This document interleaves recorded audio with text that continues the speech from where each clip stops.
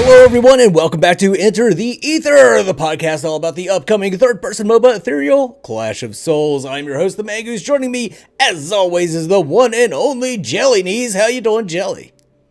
I'm great, Mangoose. Happy to be here, even in my half-dark space, you know? We never go full pink, so we gotta say half pink, pink sweater, but this side it has to be green. That's it, always. Well, unfortunate. I can maybe edit in a green light behind you.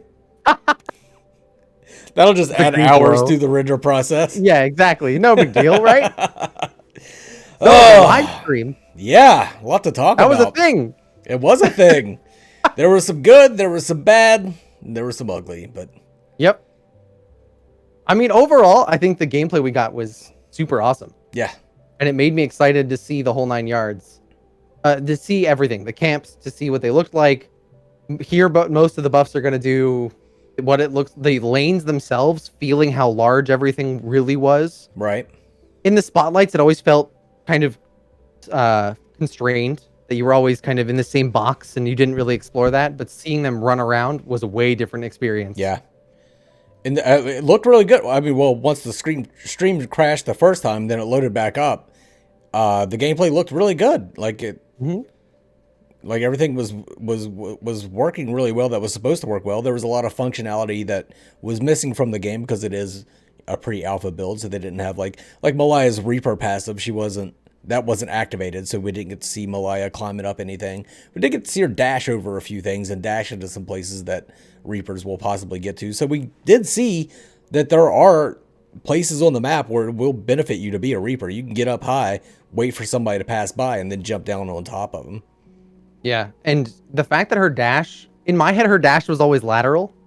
That it was only going to go straight or in whatever direction she was looking.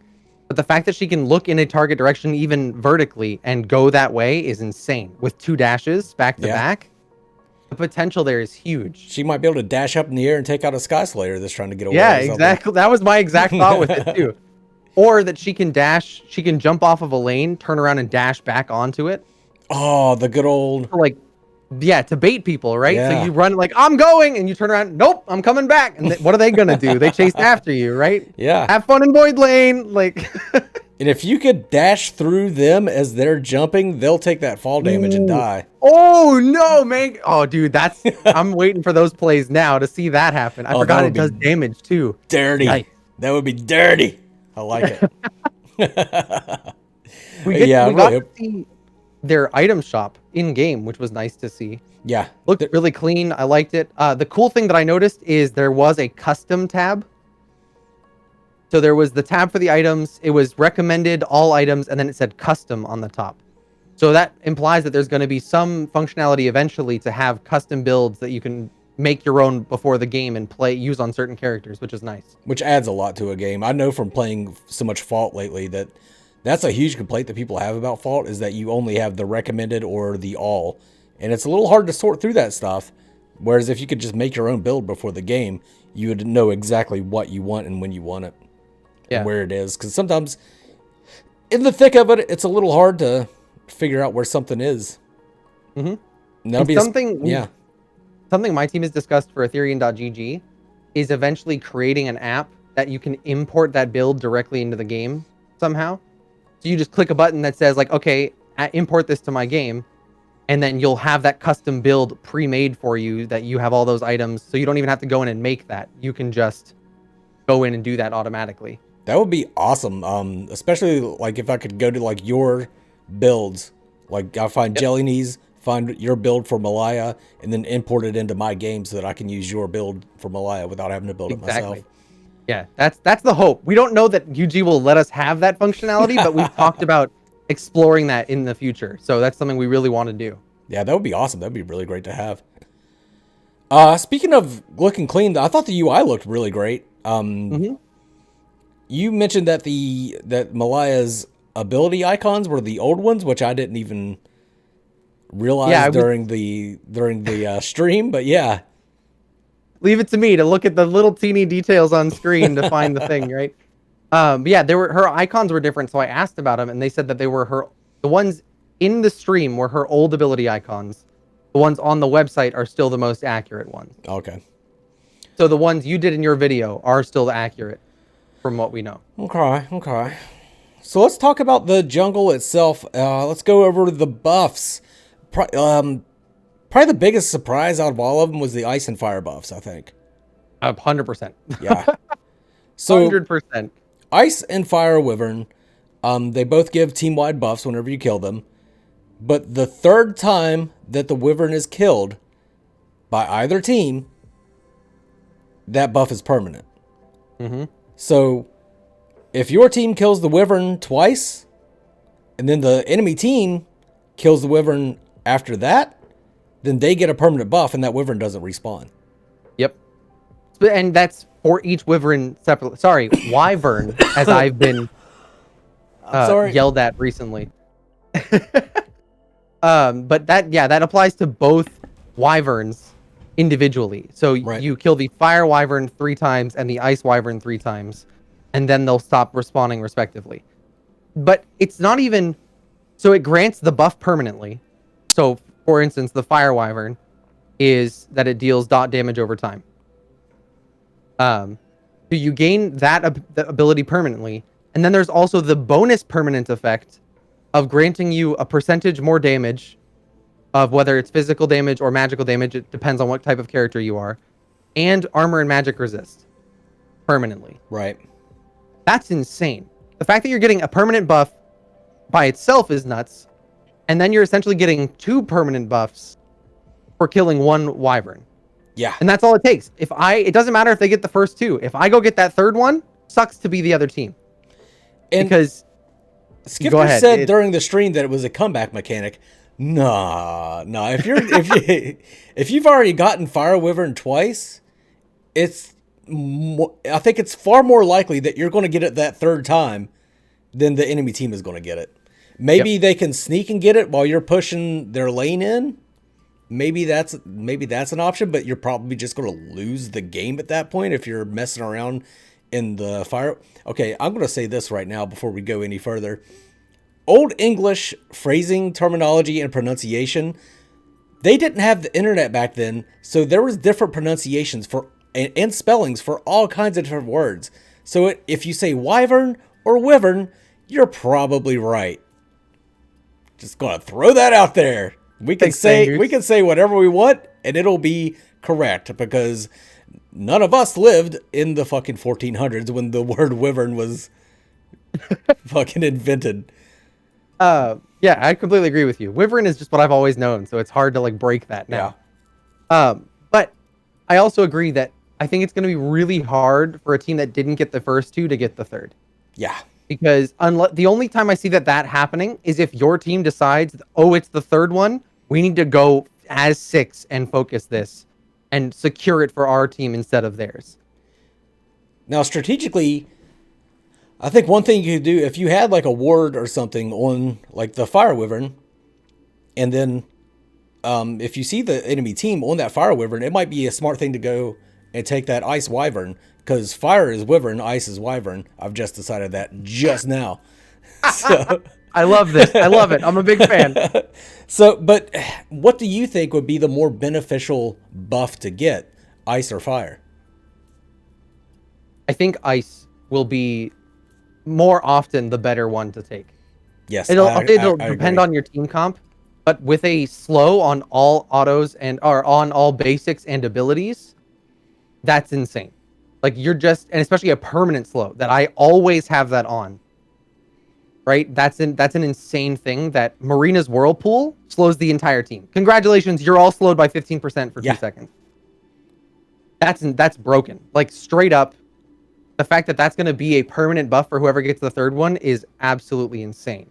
The other thing that I discovered in watching it back and rereading all of those info cards is it says that if you have both buffs, the benefits are doubled. Oh, really? Yeah. Oh, yeah. I didn't notice that.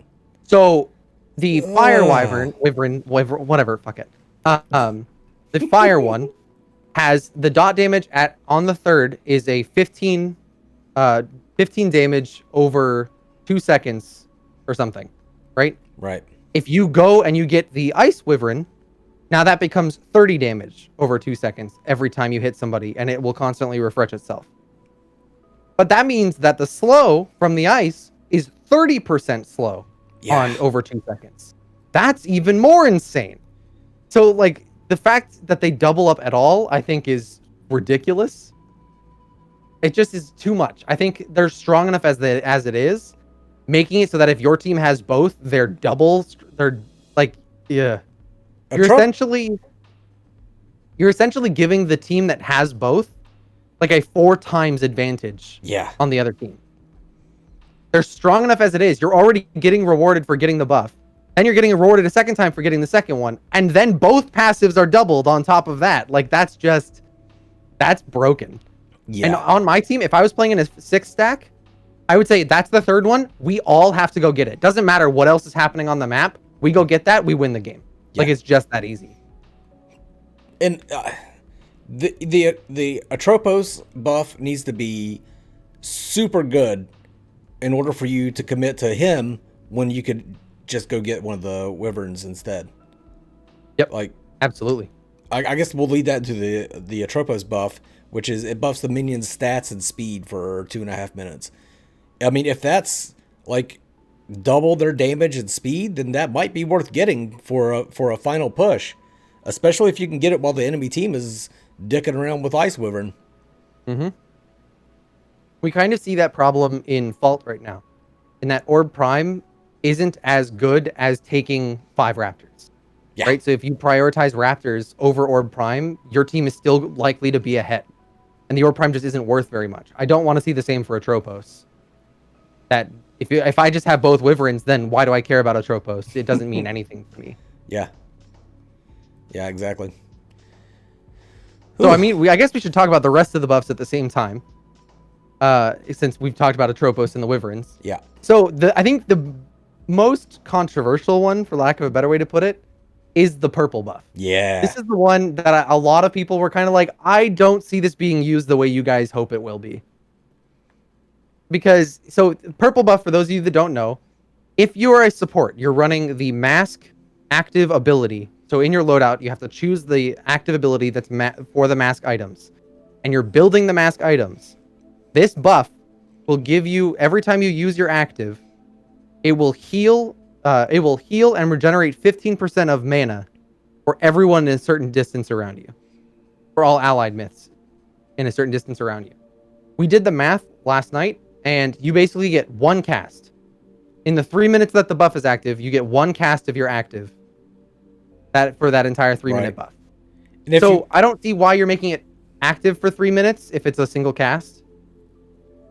And if you do it in combat, it's even lower. It's not even 50% if you do 8%, it. Yeah. And that's when you're going to want to use it.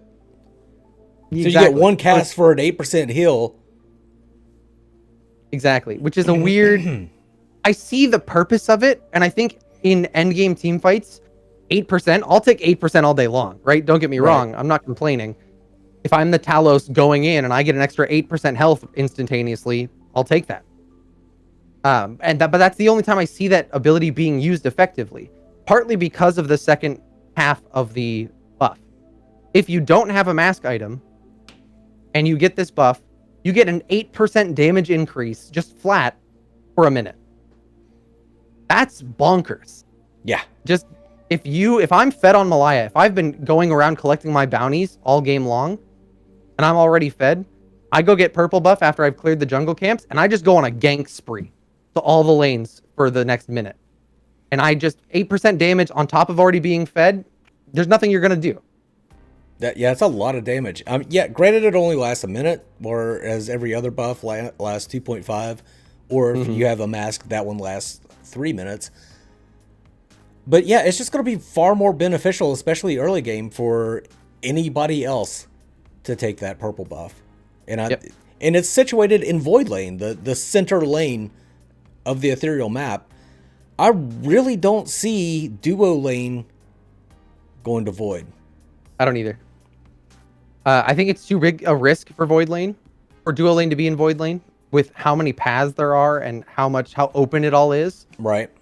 Being able to turn the Duo Lane into a 4v2 instantly is scary. and having it be the center of the map. If I have to pull both of my junglers to the far right side of the map to turn it into a 4v2, that opens up the potential to do something on the left side without a quick rotation from one to the other. Right. Right. So there's I can go if the two junglers are going to fire lane, that might be my opportunity to go get the ice wyvern on ice lane. Right. So there's options there by separating the dual lane further away. I really, to me, this is why they've been saying dual lane is the void lane, is because of this buff. Right. And that buff I don't see being good enough to justify that point. What I think is going to happen now that we've seen all these buffs and everything, it's going to be decided amongst the community, just as a general rule of thumb, that either Fire Wyvern or Ice Wyvern is going to be the most important one. And then whichever one is the most important to get is the one that duo lane is going to be on. So that everybody can collapse on that Wyvern or Wyvern and get that buff. And yeah, I agree with you 100%. I think that'll be ice in the majority of cases. And maybe that's something you see game to game, depending on your composition. Your duo lane may think fire is more valuable, so they go to fire lane instead. But I think the majority of the time, ice is going to be better, especially for a carry who can just basic attack and slow people the whole time. Yeah. Yeah, just keeping somebody within your range. Ugh. Mm-hmm. Like, the damage from the Fire Wyvern can be mitigated. You can't mitigate a slow. I mean, you can with CC immunity, but you're going to have a lot more people with magic resist than you have CC reduction. Persistence, yeah. Yeah, that's what it's called, persistence. And the fact that it's going to be team-wide doesn't help either. It'd be different if I was just trying to persist through the slow of one character. Mm-hmm. But the fact that it's going to be 6 people that all have a slow, that like, great, I used my persistence to get out of this person's slow and walked right into another one. Yeah. And then another one. And then another one. Yeah, instead of stuttering, the fact that her beam is that long and she can basically just sweep the enemy team and then they're all slowed. Congratulations. Talos ults in, you're all dead. Like, it's just... Yeah, that slow seems really, really broken to me. And I mean, the persistence, like, it would drop it from like a 2-second slow to maybe like a 1.5-second slow, or if you've got a lot of persistence, even a 1-second slow. That just means you're going to be stuttering every 1 second instead of every 2 seconds. Like, you're still going to be slowed for 30 seconds, just in smaller intervals with persistence. Because everybody's going to be hitting you. Because momentum is a thing, the time for your slow to build back up to full speed, to get slowed again, to, like, you're just going to be this weird, like, chugging motion of a train constantly back and forth. It's going to be weird. And especially if it's a 30% slow. Yeah. But the other buff that I think is really strong late game, similar to purple buff, less strong early, is the green buff, which is an interesting idea. So it's kind of like the green river buff from Paragon, right? You kill it, you get a shield. But in this case, it's a regenerative shield for 2.5 minutes. So it's not just you get a shield and that's it, you're good to go for the next 2.5 minutes. This is, you have it, and it's 15% of your max health at the highest level, which is an insane number. On like mega tanks, something like a Grognark build. Yeah. You can get an extra 800 health off of this shield alone. And if you lose it down to 0, it'll regenerate over 10 seconds out of combat, back to the full amount for 2.5 minutes. That's insane. And it's not that hard to get out of combat in MOBAs. No. Yeah, that's going to be absolutely nuts. When I saw this, I said that Shield Breaker is going to be a must-take item in the late game because of this buff. Yeah. Especially once we get like a certified tank in the game, you're going to have to take it because they can just sit there and absorb so much extra damage because of it. Yeah. Ugh. Yeah, that green buff's gonna be super powerful. Super powerful.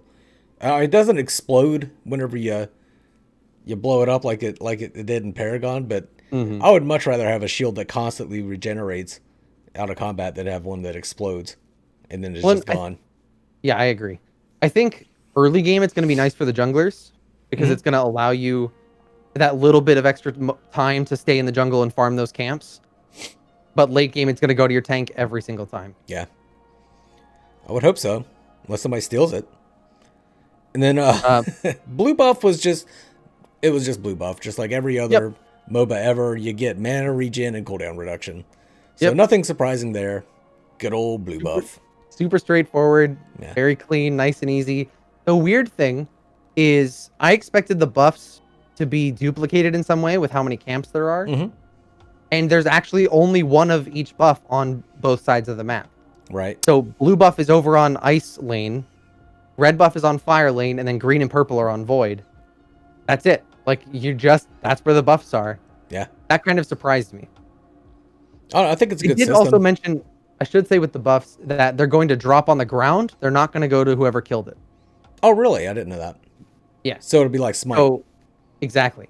Is that you can kill the camp and then it drops on the ground, and so whoever needs it can go pick it up thereafter. I like that because that's a problem, and that was a problem in Paragon, and it's a problem in Fault now, is people stealing buffs that you worked hard for just because they happen to have an ability that can go through walls. Yep. I was thinking about the purple buff with that in mind.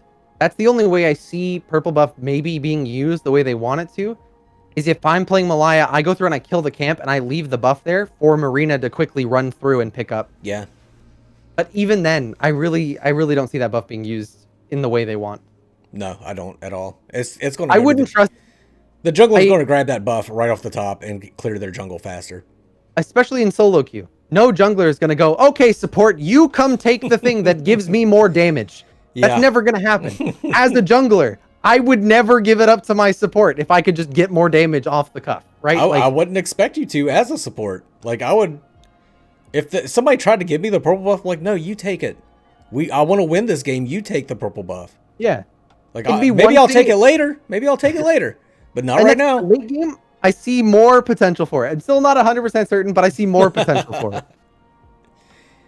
And then the final one's red buff. Yeah. What? Okay, Yep. go ahead. Were you going to talk about red No, buff? all you. I was going to say the same thing. Final one is Jelly. Red buff. Yay!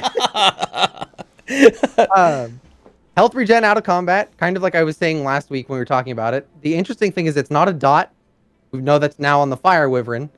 But it's this weird, while you're out of combat, you gain stacks. At 10 stacks, your next basic attack does more damage.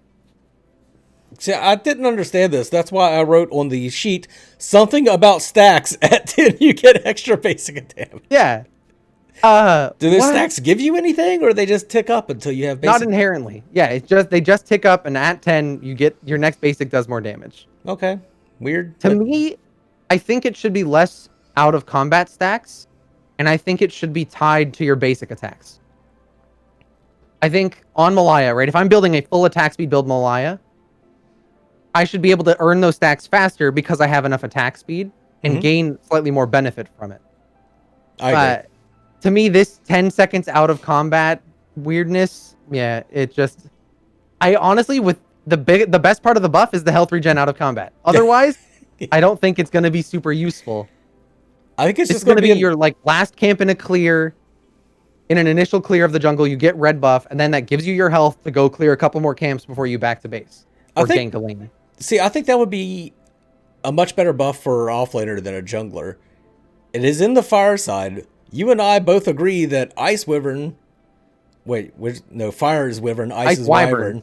The Ice Wyvern would be the best buff to get, so that's where Duo will probably go. So I think we're kind of hashing out right now. Fire lane is solo, Ice lane is Duo. And you know what? Fire lane has that buff. UG disagrees with us. So this is the official Jelly Goose comp right here. We're calling it now. Ice lane is dual lane, fire lane is off lane, mid is void, where the archmages will go. Double jungle. And there you go. Jelly Goose comp, the purple always goes to the jungler. Yes. And if I'm the jungler, it definitely always goes to me.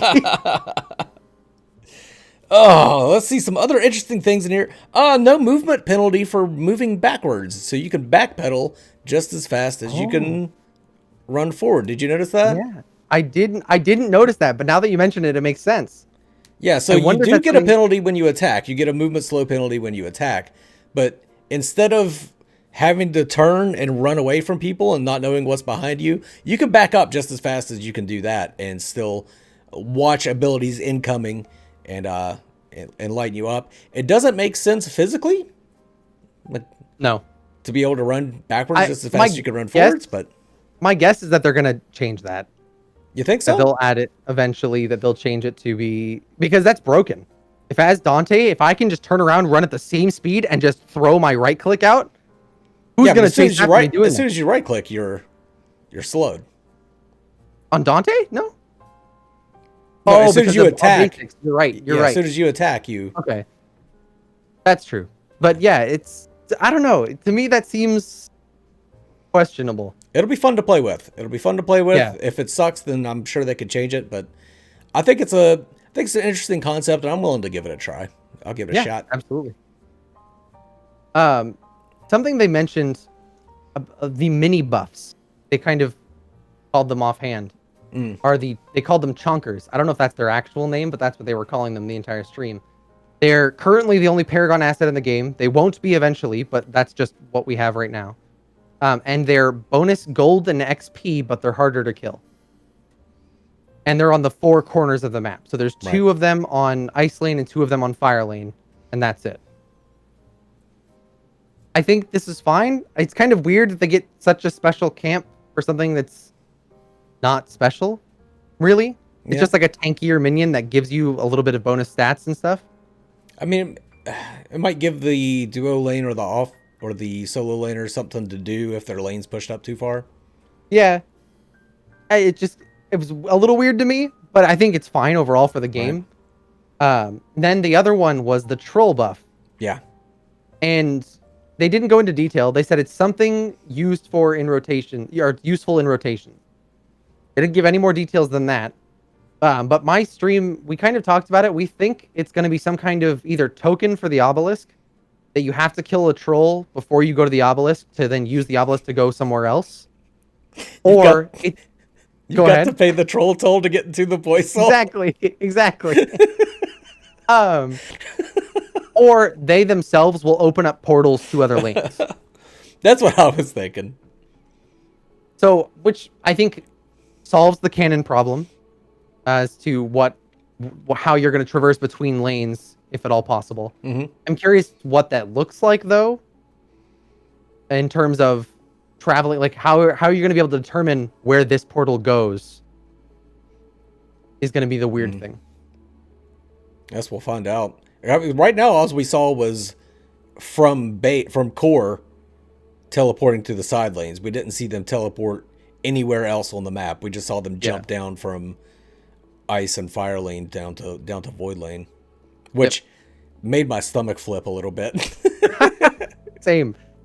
Speaking of, they mentioned Skifter kind of slyly didn't confirm but didn't deny that Malaya's dash may keep her from taking fall damage even if she's in combat. Right. That because she stops her momentum, she may actually be able to negate fall damage entirely, which I think is a little too strong. Yeah. You're giving her a directional dash in any direction she chooses, 2 of them that do damage, and it can negate fall damage when it sounds like a jack of all trades ability that when in doubt, press 3 because Malaya will get out of whatever situation she's in by using this ability. I used to think when I was a kid that I could drop from any height as long as I was standing on something, and that if I jumped at the last second off of whatever I was standing on, I wouldn't get hurt. That's what kind of like this is. You're falling, then you dash straight up, and you're only falling 10 feet. Yeah, exactly. Right? You just completely negate all the physics behind the rest of the fall. No big deal. Oh man. Yeah, so there's the troll buffs. Speaking of the obelisk, they taunted you with it, but other than that, all they really said was it's not even going to be active in the pre-alpha or in the alpha. So I didn't actually hear that, so that's good to know. I'm sad now, actually, but I'm sorry. I thought at this point, what does it do? Right? What are we doing here? It's just there to fuck with you now. At this point, you're not wrong. To be honest, it's just a set piece that I focus too much on. And so now they're like, whatever, dude. Like, it's not gonna be in the alpha, but we're gonna leave the asset in there to fuck with Jelly. Yeah. The jungle minions, they only level after death. So if you don't touch a camp for the entire game, it'll stay level 1. Level 1 camp. Yeah. That's the League does the same thing. So Okay. that you have to kill the camp, and then on its next respawn, whatever the average level of the game is, the camp spawns at that level. Okay. I believe is what the stat is, but I don't know about that last part specifically. So some of the camps or some of the buffs. So green buff goes up incrementally. I don't think they didn't say red buff does, purple doesn't, and blue they didn't say. But green buff has 3 levels. They said it was like 1, 7, and 13, I think. That at the camp, when the camp is that level, the buff is slightly stronger. Okay. So that'll be nice to know. Oh, it did say that, didn't it? Mm-hmm. See, I misinterpreted that. I saw that and immediately thought of abilities and thought like it would corresponded to your particular level whenever you took that buff. But it does make a lot more sense that it would be the level of the actual buff minion itself. Yeah. Okay. I misunderstood that then. That means you can't just go get super fed on Talos, show up to the green buff with 15% shield, and then walk into team fights 10 levels above everybody else and just smash their faces in. Yeah. Oh, what do we got next? Skipping a buff? Yeah, they just I guess we can get into it now as far as my complaints about the stream. Yeah. Luke missed the hell out of him. Good to see Luke again. A lot of you guys probably don't even recognize Luke because he's been on the team since the very beginning. But god damn it, this was a showcase for the community, not Luke's happy fun time, kill everything before Skifter can explain it. That really got on my nerves a lot. That like they walked up to a buff next to the troll. I was like, oh, what does this buff do? What's it gonna do? And then pow pow pow pow pow, it's dead. And then Skifter just kind of moved on. And I'm like, well, what the fuck was that buff? Like, even if you've already covered that buff, I'll just talk about it a little bit. And it was like that for quite a few things. Like, before they could explain it at all, it was dead. Yeah. And like, I would like to see some camps get cleared, but I wouldn't mind it if they would have left some of them alive just so that we could see, because that's what we want. We want to see that objective. And I just hated seeing them getting killed that goddamn quick. Yeah, I completely agree with you. The weird thing to me was I don't want to call it inconsistency between between monsters in the camps, but all of the buffs were like this mechanical, like robotic design, but then the other camps were lizards and crabs. Yeah. To me, that's a weird transition to make. Like, maybe you didn't make it like a big, like, donkey guy, right? Like, a bigger crab, a larger lizard, right? It just is a robot. Like, it's kind of a weird thing to have in there.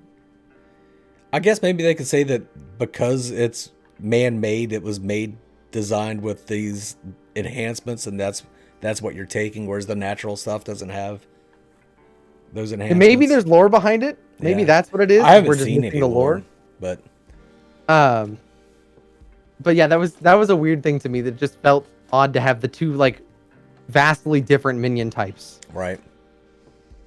There were no in-game sounds. I really would have liked to have heard what the attacks sound like, because we've seen from a lot of these other games that's an important thing. Sound engineering. If your audio attacks sound like shit, then people don't want to play the game. Yep, absolutely. And they didn't say one way or the other whether there are in-game sounds yet, because I asked them about that on my stream and I never got a response. Because somebody brought it up that there was just music playing the whole time. There wasn't actually. You didn't hear Dante shooting. You didn't hear Malaya scratching. You didn't hear any of that stuff. So where was it? That's one hell of a scratch. I mean, that's what she's doing. She's scratching really deeply into your body and ripping out your internal organs. I would say a slash, but if you want to say scratched, go for it. That's scratching. Meow. So yeah, I'm curious what's going on with that. Yeah. But what else were your thoughts about the stream, Mangoose? Oh, we've already discussed it, and we've talked to UG about this too. So this isn't like we're not ambushing them here with negative opinions, but the entire thing came off very unprofessional, and it's concerning that if as a company UG can't make a one fucking stream that a month work, then how the hell are they supposed to be making a game work? You know what I mean? It very well could be that they're not really paying that much attention to the marketing side of the house, and they're focusing on making game improvements. However, that's the face that they're presenting to us. And if that face is ugly, then we're going to think everything else is ugly. And that was an ugly fucking baby right there, that stream. Like it started off with frame rate dropping left and right. I had about 480p. People seem to think I was joking. I was at 480p for that stream. It said 720. That was definitely fucking 480 that I was looking at. And so I had people in my stream making comments of like, "Oh, I need to go, but my internet's not letting me watch. It's all super choppy." But then they figured out that I was clear, but their stream was bad because I was telling them, "No, that's how it looks. Like it's not your internet. This is actually how it looks." And then when the streamer's computer crashed, and then they came back online, it looked a lot better after that crash. But and then the content itself seemed extremely unrehearsed. You would think they would have planned some shit like this ahead of time, but Skifter and Luke seemed very surprised by things that were happening in the game. They should have. If I was doing this, I would have gone through.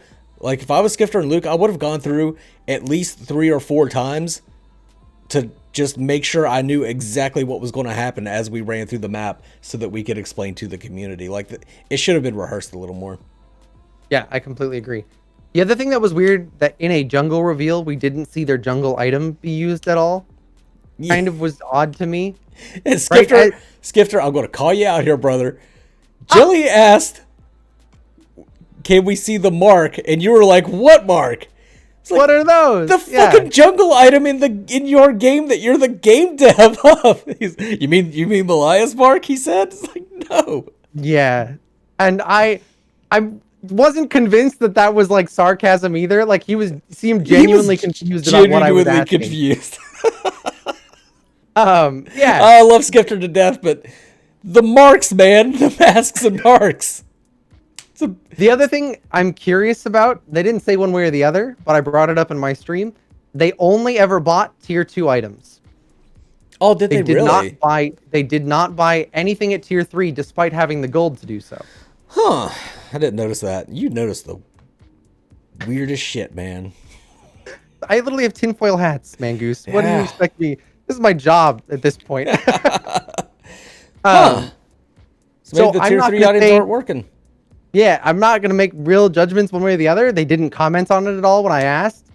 But I did notice that was something they basically, it seemed like Skifter actively avoided buying tier 3s of any kind. Okay. I mean, I don't mind that if tier 3s aren't working yet. Like they've got a ways to go. They need to. Yeah. Like we've said a million times, if you're going to take your time with the game, take your time with the game. Just don't give us fucking dates. Like don't give us a date and then miss it. I would much rather you just say, we don't got any fucking dates. We're just going to work on this shit until it's done. Yep. But I think that's a great transition as well, actually, into Owen's announcement yesterday after the stream. I'll read it here for us. Thank you all for coming out to watch the live stream today. We encountered a lot of issues. With no excuse, I take full responsibility. We were eager to show you progress. Involves what we're working on is debugging things and the mechanics of the game. We were overly excited to show you what we have here at Undying Games that is being actively worked on. We want nothing else but to bring you the best experience. As you have noticed, though, we still have a ways to go. We deeply appreciate everyone that has been by our side throughout this development and hope you all enjoyed the progress shown today. The next step will be releasing gameplay trailer alongside the Kickstarter. But no weeks, no months, no nothing. Yes. So I thought he did a great job with that. And they took ownership. Like Owen personally took ownership of the problems that they encountered.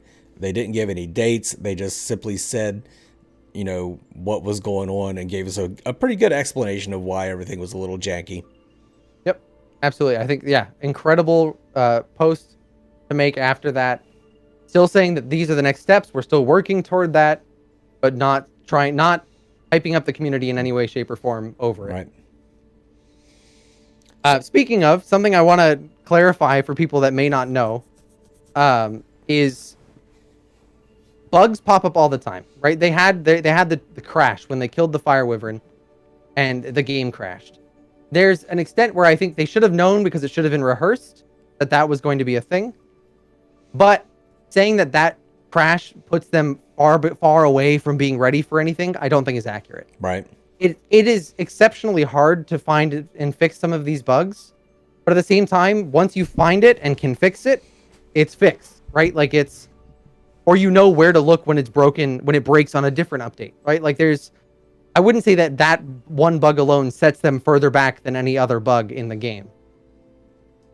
It's more difficult than it seems to just break a bug or to fix a bug like that. That's something I talked to Smokey about. He was talking about some of the bugs that they encountered in doing Predecessor, and just like how it's weird that like getting stuck on a rock on this side of the map will somehow make Sevarog teleport to the fucking moon whenever he uses one of his abilities. It's like, how is that even connected? But that's the kind of things they run into when they're doing game dev, and that's why things take so long. Yeah. But I don't think any one bug puts them further behind than another one, because they're all going to take their own amount of time to fix and change and all of those things. Yeah, the game crashing bug might be a lot easier to fix, actually, than something dumb like getting stuck on a ledge somewhere. Yep. I completely agree. But yeah. I don't know. I think that's about all I had to say about the live stream. You got anything else, Jelly? No, I think that's it. For me, I didn't have any other important things, I don't think. Yeah, no, we're good. Right on. You got anything to plug this week? YouTube videos, breaking down in more detail some of the stuff we saw in the jungle thing, the little details that we notice here and there. The 3 rings, 3 stages of Atropos video is going to come out this week, maybe, hopefully. But yeah, we'll see how that works. Right on. Videos. What about you, Mangoose? I'll probably be doing the same as long as we can get some better footage that's not janky. Then I'll probably be doing the same on my end. And then I've been doing a lot of fault stuff. So if you enjoyed the fault stuff, I'm going to keep doing that. Yeah, that's all I got. Sounds good, man. All right. I hope you guys enjoyed that live stream that they put on. We got a little negative at the end, but the important part was the gameplay. And I thought that looked really good. I thought Malaya looked great. Dante looked great. It was nice to see all these various innovations that they put into the map. And just it was breathtaking when they were standing on the side of the map and then jumped off and entered another lane. And that's what we wanted. You wanted verticality. They got verticality. And it's going to be great. So I hope you all enjoyed that. And I hope you all join us as we enter the ether.